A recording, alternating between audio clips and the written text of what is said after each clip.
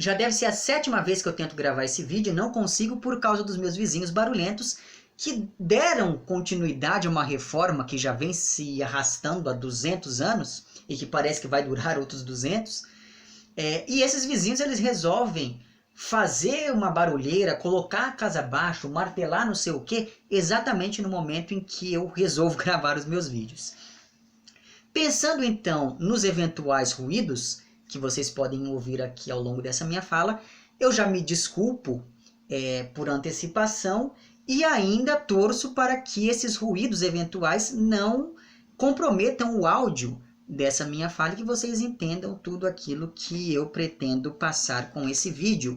Daí eu estou aqui com as minhas anotações, enfim. E eu preciso gravar esse vídeo em detrimento desses eventuais ruídos, porque esse vídeo vai fazer parte de um projeto do qual também está participando a Bárbara do canal Beijo Barbari. Eu vou deixar o link para o canal dela lá embaixo, então caso você não conheça, eu sugiro que você entre em contato com o trabalho dela, porque trata-se de um conteúdo bastante relevante aqui para essa nossa comunidade literária do YouTube.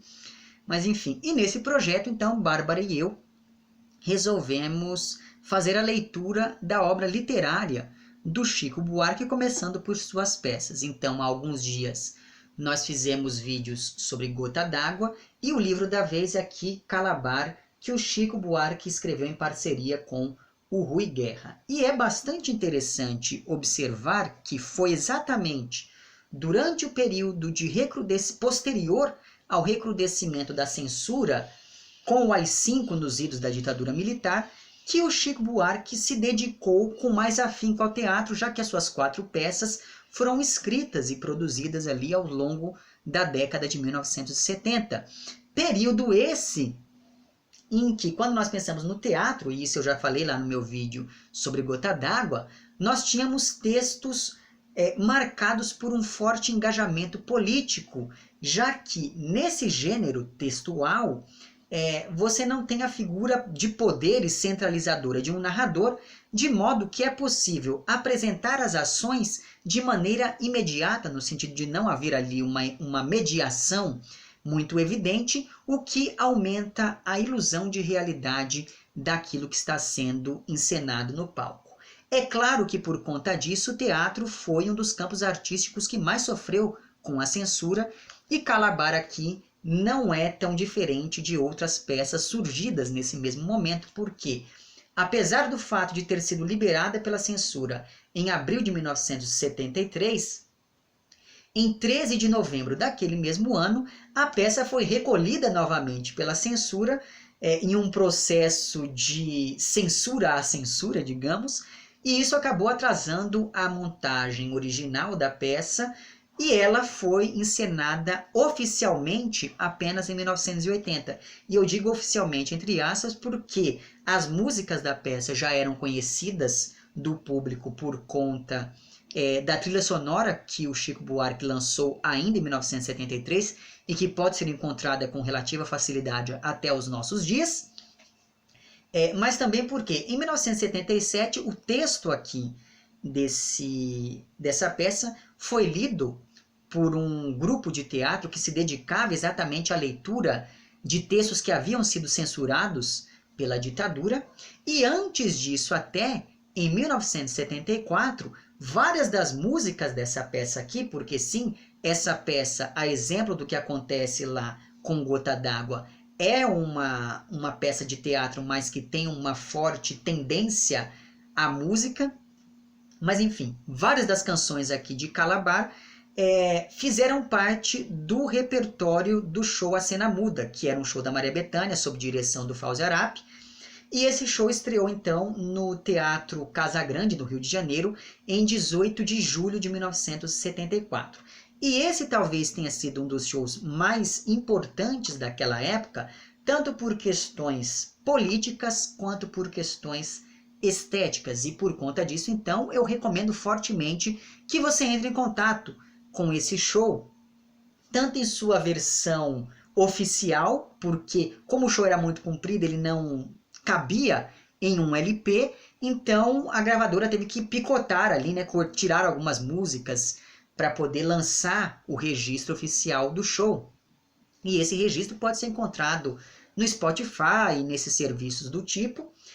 Mas você também tem acesso hoje em dia à versão integral desse show, porque uma boa alma disponibilizou há alguns anos na internet uma versão estendida, né, desse show, onde constam todas as músicas do repertório. Mas enfim, esse show da Maria Bethânia, ele foi importante quando a gente pensa nessa questão política, porque não é à toa que o título do show seja justamente A Cena Muda, porque nele a Bethânia não fez a leitura de nenhum texto, algo que já era bastante comum nos shows dela naquele período e que continua sendo até os dias de hoje. Então você tem ali essa cena muda como essa cena em que a palavra não pode ser dita. Mas quando nós pensamos em questões estéticas, esse show também foi bastante importante, porque havia nele uma série de músicas fragmentadas que voltavam aos poucos em vários momentos ao longo do espetáculo, em uma montagem circular que aumentava a carga dramática dessas mesmas músicas. Portanto, a cena do show estava sempre mudando no palco, né? Então perceba aí essa ambiguidade do título. Essa cena pode ser uma cena calada ou pode ser uma cena que está em constante transformação. Pois bem, nesse show da Maria Bethânia constavam algumas músicas da peça aqui Calabar, como por exemplo Cala a Boca Bárbara e Tire as Mãos de Mim. De modo então que quando a peça estreou oficialmente em janeiro de 1980, essas músicas já eram conhecidas ali por parte do público, tanto por conta do show da Bethânia quanto por conta da trilha sonora lançada em 73 pelo Chico Buarque. Agora, se lá em Gota d'Água nós tivemos um processo de recuperação literária de Medéia, que é uma peça lá do Eurípides, em Calabar nós vamos ter um processo de recuperação histórica. E essa recuperação tinha uma dupla articulação ao acontecer em uma época de apagamento da história nacional, que era lá o período da ditadura militar. E esse processo de recuperação histórica acontece porque Calabar, ou o Elogio da Traição, é uma peça que retrata os eventos acontecidos no Brasil nos idos de 1600 durante a invasão holandesa de Pernambuco. Pois bem, pensando então nessa dupla articulação desse movimento de recuperação histórica, nós temos primeiro um movimento que visa repensar e questionar um discurso oficial que dizia que o Calabar aqui do título tinha sido um traidor da pátria, porque a grande questão da peça é justamente pensar e questionar o que faz de alguém um herói ou um traidor, porque se o Calabar era um traidor para os portugueses, ele também era um herói para os holandeses, e isso leva a uma relativização da verdade que é vista aqui como mais uma narrativa historicamente construída, de modo que essa peça explora esse evento histórico tentando evitar os maniqueísmos de dizer fulano é o vilão, fulano é o traidor, fulano é o herói, etc. e tal. E é claro que disso resultava uma oposição àquilo que era da ordem do oficial e do estabelecido, o que por si só já seria motivo suficiente para a censura. Isso para não falar da construção erótica das personagens femininas, de algumas cenas e de alguns temas aqui que feriam e que atentavam contra a moral e os bons costumes, aquela coisa toda.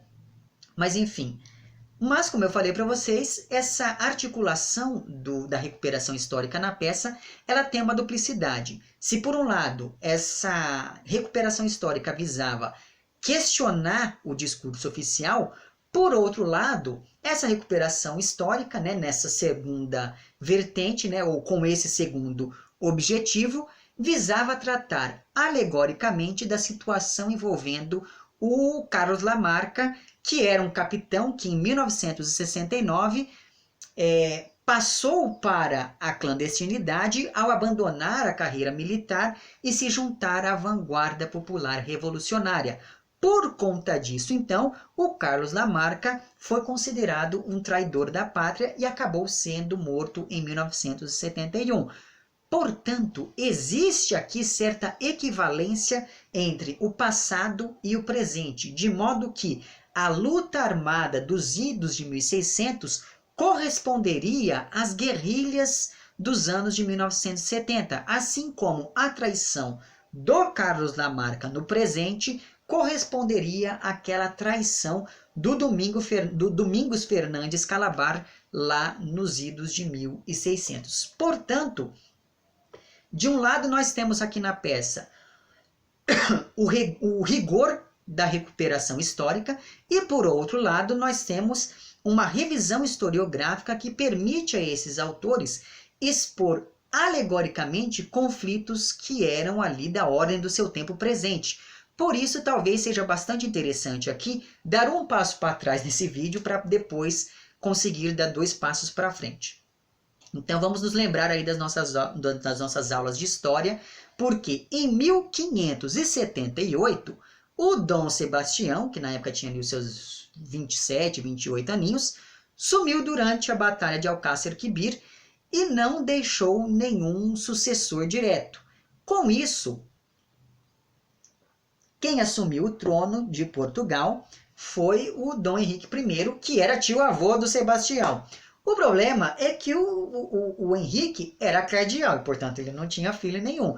E nem conseguiu a liberação do Papa para, enfim, poder se casar ali, já que o Papa da época, que era o Gregório XIII, se não me engano, era relacionado, ele estava mancomunado ali com pessoas que tinham algum tipo de interesse na coroa de Portugal. Então o cara não liberou ali o Dom Henrique I de seus votos de castidade. Pois bem, para além de não ter nenhum herdeiro, o Dom Henrique já era um homem muito velho para aquela época. Então, 2 anos depois, ou seja, em 1580, o Dom Henrique acabou morrendo e quem assumiu o trono de Portugal foi o Dom Felipe II, que era o rei da Espanha e parente distante do Dom Sebastião. Então, para manter a coisa na diplomacia, a coroa portuguesa acabou passando para a Espanha e com isso começa o período da chamada União Ibérica. Acontece que 1 ano antes disso tudo, a Holanda havia conquistado a independência, porque antes a Holanda ela fazia parte ali do reino espanhol, digamos. De modo que, tão logo assumiu o trono de Portugal, o Dom Felipe II fechou a economia portuguesa e, consequentemente, a economia brasileira, e com isso a Holanda não pôde mais ter relações econômicas com o Brasil. O problema é que o grande consumidor e patrocinador da cultura de cana-de-açúcar no Brasil era a Holanda por meio de empréstimos que os senhores de engenho faziam ali junto aos bancos holandeses. Então veja que você tem uma questão econômica e política muito grave, porque com isso o principal produto da economia brasileira ficou parado, já que o nosso principal cliente era a Holanda, que agora não estava mais fazendo relações comerciais com o Brasil. Pois bem, em 1924, a Holanda tentou invadir o Brasil, chegando ali a Salvador, que na época era a capital. E esse processo todo aconteceu graças lá à Companhia das Índias Ocidentais, que havia sido criada em 1621. Só que, depois de uma derrota fragorosa, os holandeses foram expulsos do Brasil, mas em 1630 eles voltam e invadem dessa vez Pernambuco, onde eles ficariam até 1654. E grande parte do sucesso dessa segunda invasão holandesa se deve ao fato de que, em abril de 1632, um tal de Domingos Fernandes Calabar, que conhecia muito bem aquela geografia local e as táticas de guerrilha que estavam sendo utilizadas pelos portugueses, o tal do Calabar aqui acabou mudando de lado e se aliando aos holandeses, que com isso ganharam muita vantagem e conseguiram de fato se consolidar e se estabelecer em Pernambuco. Por conta disso, por ter trocado de lado ali em abril de 1632, o Calabar foi elevado à condição de traidor da pátria, sendo por isso executado em 1635. E essa é uma visão que permanece até os dias de hoje. Não sei se vocês se lembram disso, mas durante todos os anos 90 e ali no início dos anos 2000, o Brizola vivia chamando o Fernando Henrique Cardoso de Calabar, porque o Fernando Henrique Cardoso era um entreguista, ele estava entregando tudo aquilo que era do Brasil aos Estados Unidos, aquela coisa toda. Ele era um traidor da pátria. Então veja que essa figura do Calabar como um traidor nacional, ou como o maior traidor da história do Brasil, é algo que se consolidou e que continua até os nossos dias. Pois bem, quando a peça aqui do Chico Buarque e do Rui Guerra começa, tudo isso já aconteceu e logo no fim do primeiro ato, o Calabar acaba sendo executado, fora de cena, o que acaba aumentando a carga dramática da peça, sobretudo quando nós pensamos na figura da Bárbara Calabar, que era, enfim, a mulher, né, do Domingos. A grande questão aqui desse elogio da traição, digamos, é, primeiro, tentar observar o que há de louvável no ato da traição. Segundo, mostrar que a criação desse mito do Calabar como um traidor envolve uma série de disputas de poder na ordem do discurso e na ordem da representação. E terceiro, o grande interesse da peça é basicamente questionar o significado da ideia de que o Calabar foi um traidor da pátria, já que nos idos de 1600 o Brasil era mais um lugar do que um país, porque naquele período o Brasil ainda não tinha qualquer tipo de maturidade ou mesmo de coesão política, social e cultural. Então o conceito de pátria ainda era uma coisa praticamente inexistente por aqui, já que não havia qualquer sentimento de consciência nacional brasileira. Eu já falei um pouco sobre isso naquela minha série de vídeos sobre a história da literatura brasileira, que é uma série de vídeos que eu abandonei há bastante tempo, mas enfim, eu vou deixar lá embaixo o link para uma playlist onde você pode encontrar outros vídeos em que eu trato de maneira um pouco mais aprofundada de toda essa discussão, amparado lá pelo Formação da Literatura Brasileira, Momentos Decisivos, do Antônio Cândido. Mas enfim, nesse sentido então, tendo em vista que não existia naquele período da história do Brasil qualquer tipo de consciência nacional brasileira, quem foi que o Calabar traiu? O Brasil ou os portugueses? Por quê? Se o que estava em jogo era o poder e não a independência nacional, se os interesses tanto de Portugal quanto os da Holanda eram meramente econômicos, pouco importando o que era melhor para os brasileiros, e se o que as pessoas podiam fazer naquele momento era escolher entre dois modelos de colonização e de exploração, o modelo português e o modelo holandês, qual era a diferença, afinal de contas, entre escolher qualquer um desses dois lados? Porque, no fim das contas, qualquer posição representaria uma traição verdadeira àquilo que era o Brasil, já que, em ambos os casos, a vida das pessoas por aqui não ficaria muito melhor do que já estava, porque em nenhuma das duas opções o Brasil conseguiria de fato alcançar algum tipo de autonomia econômica e nacional. Com isso, então, entre a obediência a Portugal e a traição, o Calabar acabou optando por essa segunda opção, e até hoje ninguém sabe o porquê disso. Evidente que o personagem aqui da peça do Chico Buarque e do Rui Guerra, tudo leva a crer que ele faz isso por uma questão ideológica, digamos assim, né? No sentido em que ele de fato acreditava em alguma melhora possível, em algum tipo de benefício com essa adoção de um modelo holandês. Mas enfim, então, com isso tudo, o Calabar acabou traindo os portugueses, ele se recusa a aceitar esse tipo de obediência e foi por conta disso que ele passou a ser considerado um rebelde e um traidor da pátria. Agora, se nós pensarmos na relação entre o presente em que essa peça foi escrita e o passado que ela representa, fica aqui o questionamento, né? Será que o traidor da pátria era o Carlos Lamarca? Ou será que os traidores eram os militares que estavam fazendo tudo aquilo que eles estavam fazendo com os brasileiros? Ou será que os traidores eram as pessoas que viam tudo e não faziam nada? Porque, afinal de contas, no fim das contas, né, no frigir dos ovos, digamos, pelo menos tanto o Lamarca quanto o Calabar seguiram ali as suas convicções ao invés de simplesmente obedecer aquilo que já estava posto.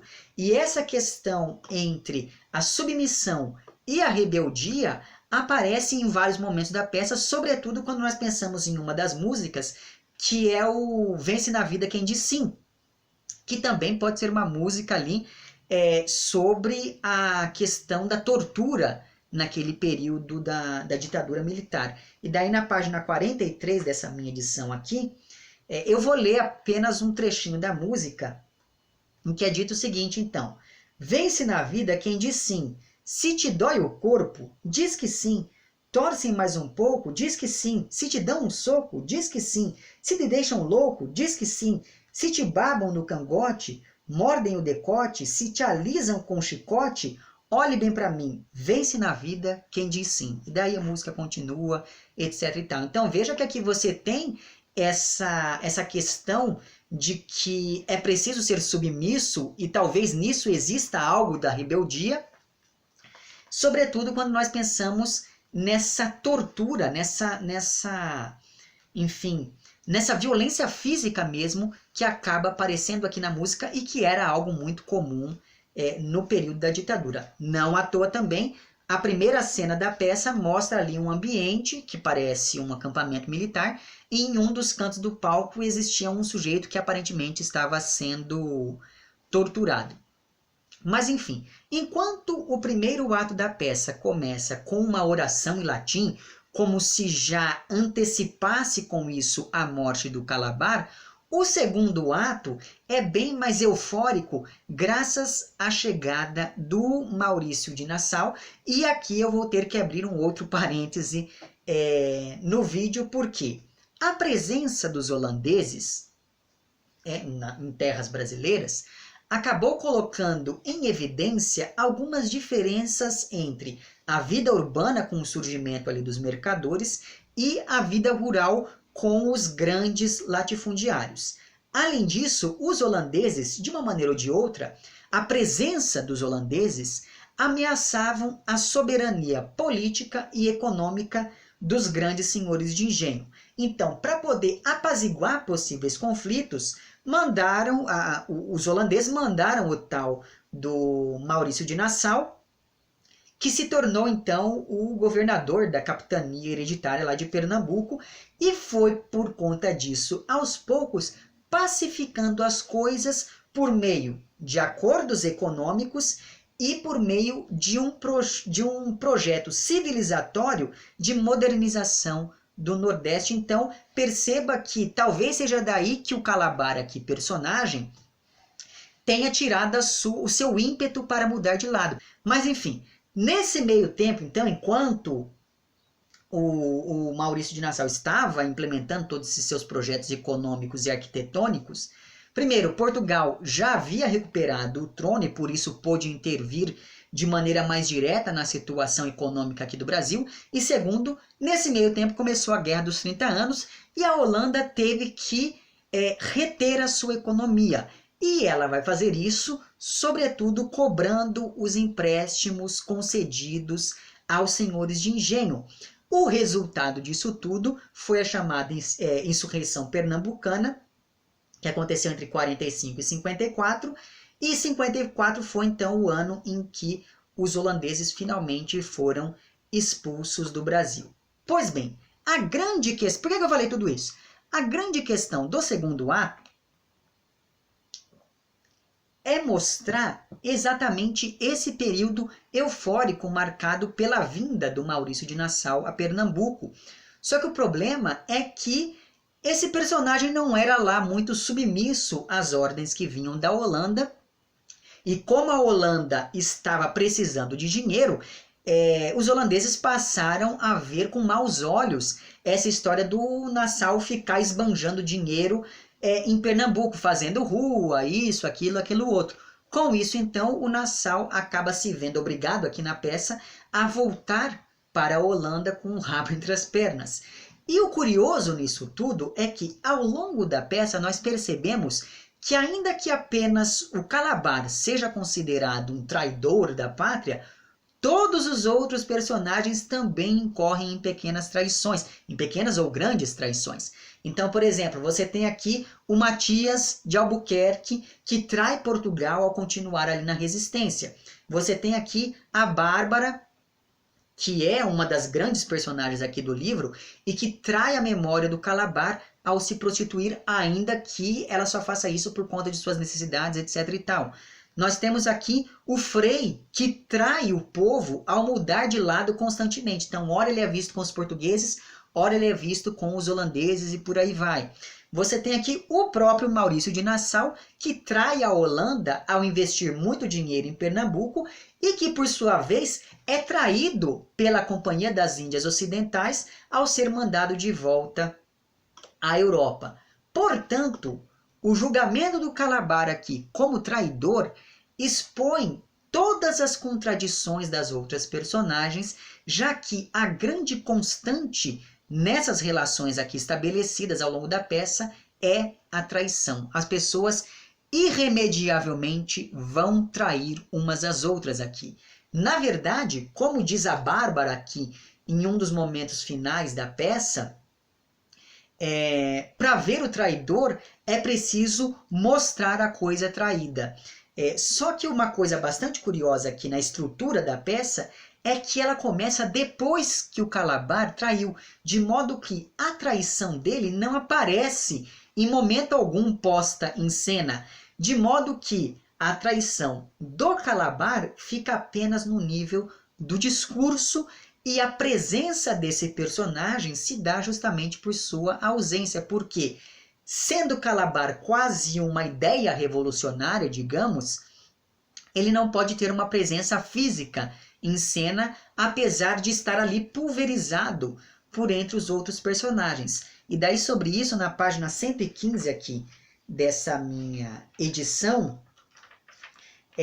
a Bárbara diz uma coisa que me parece bastante pertinente. Ela diz o seguinte: na verdade não é a Bárbara quem diz isso é o Frei para a Bárbara.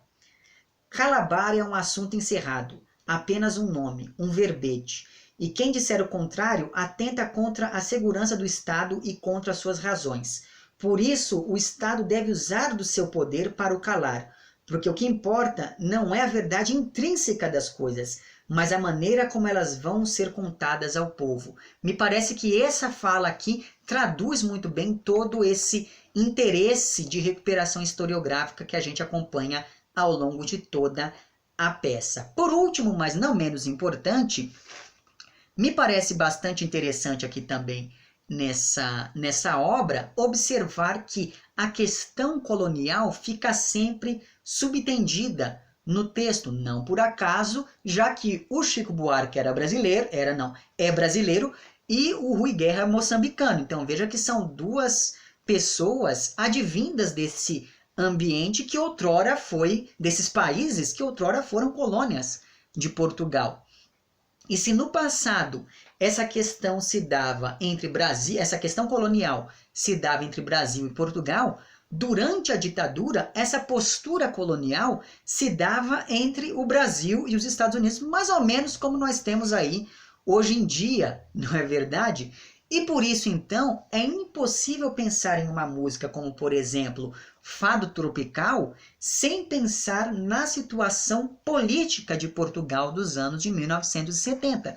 Porque em abril de 74, um pouco depois, portanto, do surgimento dessa peça, Portugal veria o início do processo de redemocratização com a saída do Marcelo Caetano, o fim do salazarismo e a Revolução dos Cravos. Então, se o que é bom para Luanda é bom para o Brasil, como diz aqui uma das músicas, e se esse lugar, o Brasil, ainda iria cumprir o seu ideal e se tornar um imenso Portugal, como é dito lá em Fado Tropical, ainda era possível, nessa altura do campeonato aqui, nos anos 70, olhar com certa esperança para o futuro do Brasil, apesar da censura, apesar da ditadura, porque um dia, quem sabe, a coisa melhorasse aqui também. Enfim, perceba que eu não falei, apesar de eu ter feito todo esse panorama histórico